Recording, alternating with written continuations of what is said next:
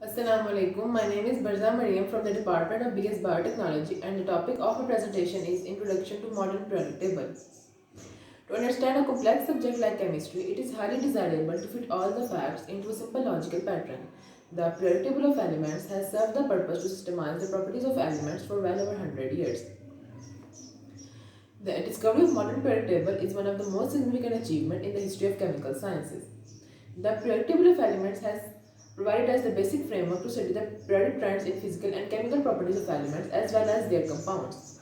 First of all, discuss the historical background of periodic table. The early history of ideas was fascinating, but it will not be discussed in detail. Those who made memorable contributions in the modern periodic table are Arezzi, Dobryn, Newlands, and Mendeleev.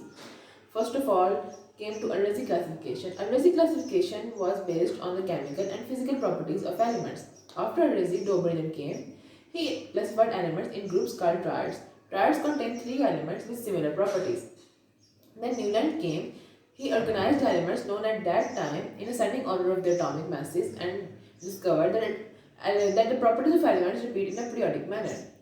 Then Mendeleev came. He gave his major contributions. Mendeleev organized elements in ascending order of their atomic masses. He also discovered groups and periods and said that elements repeat their properties in a periodic manner.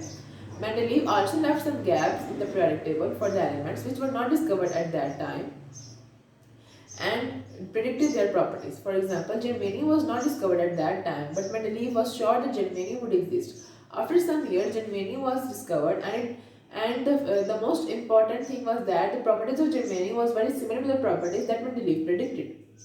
There were also some flaws in the Mendeleev's periodic table. Improvements which were made in the Mendeleev periodic table are basically three.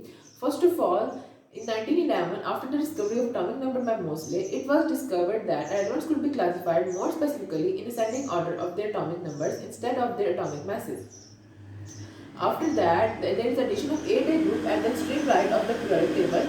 These gases were not discovered as these gases are called noble gases and they are not discovered at Mendeleev's time.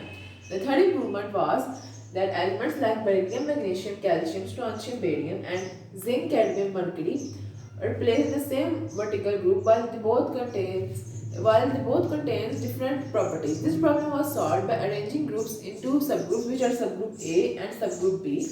The subgroup B is present in the middle of the periodic table, while subgroup A are present at the right and left side of the periodic table. Now discuss some of the points of the modern periodic table.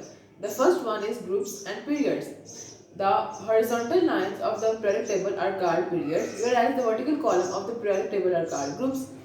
The groups are numbered by Roman numerals 1 to 8, and the groups are further subdivided into subgroup A and subgroup B. The subgroup A contains normal elements, while subgroup B, which is present in the middle of the periodic table, contains transition elements.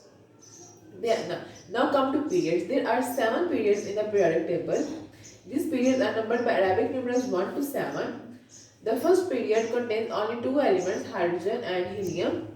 The second period and third period both are called short period and they both contain 8 elements each. In these elements, properties repeat after every 8th element. For example, lithium of first period has many common properties with sodium of lithium of second period has many common properties with sodium of third period, while beryllium has common properties with magnesium. So likewise, boron and aluminium both show oxidation state of +3, and fluorine and chlorine also has many common properties. After these, fourth and fifth period came. Both fourth and fifth periods are also called long periods as they both contain 18 elements each.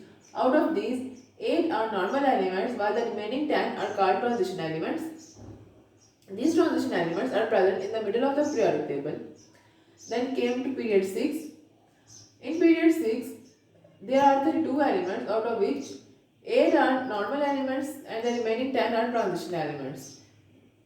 In period 6, there are also lanthanide series present which start after lanthanum. This lanthanide series is present at the bottom of the periodic table.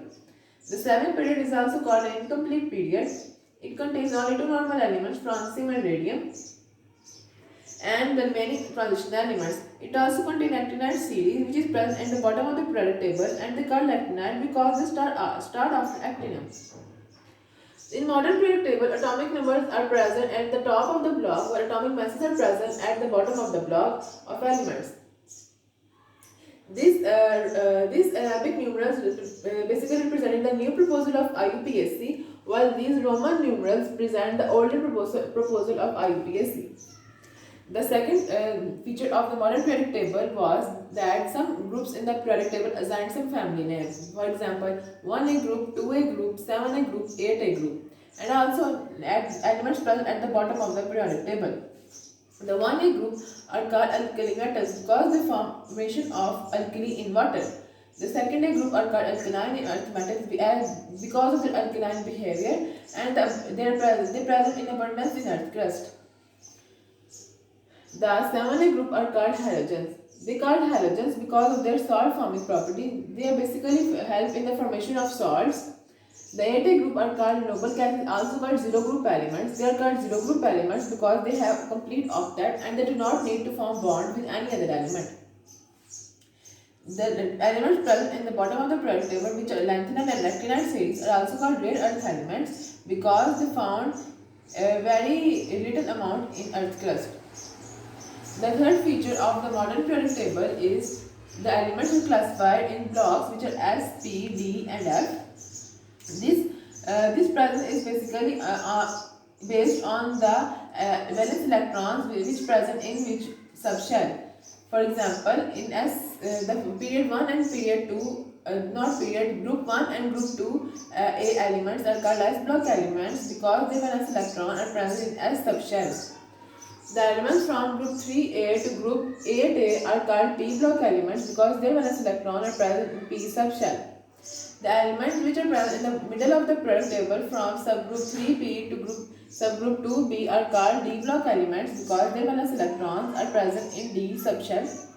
And the elements which are present at the bottom of the periodic table are also called lanthanide and actinide series are called F block elements because their valence electrons are present in F subshell. This classification not only helps to recognize elements but also help in predicting their oxidation states as well as their metallic character.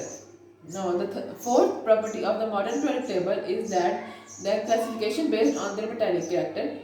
The elements present in periodic table are of three types, which are metals, non-metals, and metallites. The metals are presented in a periodic table are with black color, the non-metals with red, and the semi-metals or metallites are represented by blue color. The elements from group 1A to group these elements are metals, but these metals are also present at the bottom of the periodic table.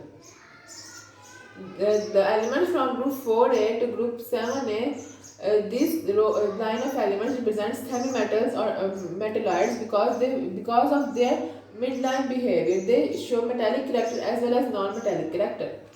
The elements above these elements which are represented by red color are non-metals. Also, the noble gases are also non-metals because of their non-metallic behavior. They do not lose their electrons easily. Now, this is all from my side. Thank you.